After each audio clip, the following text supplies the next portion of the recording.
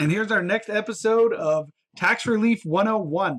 I'm your host, Jared Altman, and this is the most passionate show on YouTube about taxes and taxpayer rights. Something you probably never thought anyone would be passionate about, but this is my day job, and I really wanted to give people some good information about tax debt and tax relief. There's a lot of bad information floating around out there on the internet, especially. And you can even pay for bad advice in a lot of places.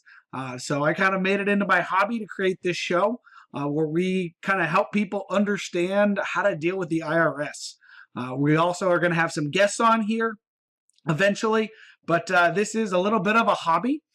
So there's not a whole lot of editing that goes into this. We don't have professional production staff. There's no sale at the end of this or anything like that. This is just good information from somebody who's seen too many cases of bad information hurting people. So that's that. Today's episode is about our core values at my firm, and this core value is dignity and fairness. So dignity and fairness, it's really two things, but I see them as kind of connected. It's this idea that people deserve to be treated with dignity and fairness, whether it's my customers or people in general. I can sometimes be a little curmudgeonly and grumpy and but at the same time there's a touchstone of people being treated as with dignity and fairness, in particular when they're dealing with a stronger opponent. Because we like to think we're all on the same side when it comes to, the government and us, and the government will do right by us. Some people don't believe that. Some people do. But the reality is that, every time you put a tax filing in, they're looking at it to see if they want to challenge it. And if they do challenge it or assess you tax, that's an adversarial situation. The auditor or collection agent on the other side of that is not going, what's in the best interest of this taxpayer? They're going, here's the rules, and here's my interpretation of the rules that works out the best for the IRS. And now I'm going to advocate for that position. And one of the things that I think is that everybody should be able to be treated with dignity and fairness in that proceeding. And that's one of the reasons why I care so much about what happens to my clients, because I think that without representation, sometimes that doesn't happen. It does sometimes, but a lot of times it doesn't, because people don't know how to deal with bureaucrats, or they get emotional, or they make arguments that aren't relevant because they don't know what would be the better argument, and that ends up they don't get treated as fairly as they would otherwise. It's also one of the reasons why it's a requirement at my firm that people do pro bono work. You have to do, if you work for me, you have to do some cases that are for free, that are for taxpayers who can't pay, because it's not just about the money. The money's important, and we pay our bills with that, and we expect to make profit, and we expect to do well. But at the same time, there are larger intangibles in life that matter, and promoting that common good, making sure that people who haven't potentially been treated with dignity and fairness by society in a long time get that experience in this particular interaction with the IRS. That's really important to us. And that's one of the reasons, like I said, that we do those kind of cases. And just outside of that, I think that, nobody's perfect.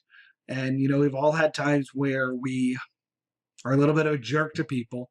But as a touchstone, I think that people, especially in their interactions with the government, should be treated with dignity and fairness, because just the power differential there is so great that it's just really easy. If someone's a little bit of a jerk to you in public, a friend or an employee, like, that doesn't really affect you, other than maybe puts you in a bad mood. But if the government doesn't treat you with dignity and fairness, that can, you can lose property over that. You can lose your wages over that. You can have a hard time paying your heat bill if they don't treat you with dignity and fairness, at least, especially in the area where I work. That's why I always talk about heat bills, because they're so enormous where I am. And so that's dignity and fairness in those proceedings is important. And if somebody is just checking the box at the IRS and not really looking into your case and is just looking to dismiss it, and you have a valid case, that's not fair in my book. It's following the procedure, but it's not fair. And that's one of the things that we often help taxpayers with, and that's where a lot of the free cases that I sometimes do, and I have a benchmark for that. I can't do as many as I'd like. I used to, and it ended up making it hard to actually keep doing them.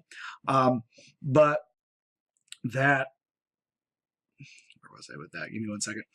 But yeah, those are the cases where someone's tried to do something on their own because they can't afford somebody, and they've just ended up making things worse, which happens more than I'd like to admit, because it means the system's broken a little bit, as far as serving kind of our less economically advantaged taxpayers. And so it's really unfortunate. But again, that's why we're willing to still do some of them, not as many as I used to.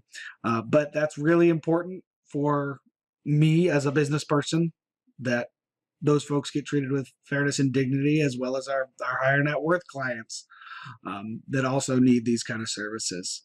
And I try to carry that out into my other interactions, whether it's networking or other business opportunities or interacting with other professionals. I really want to do that.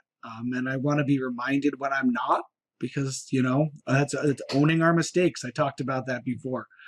Nobody's perfect. And it's a touchstone. It's something we're always going back to.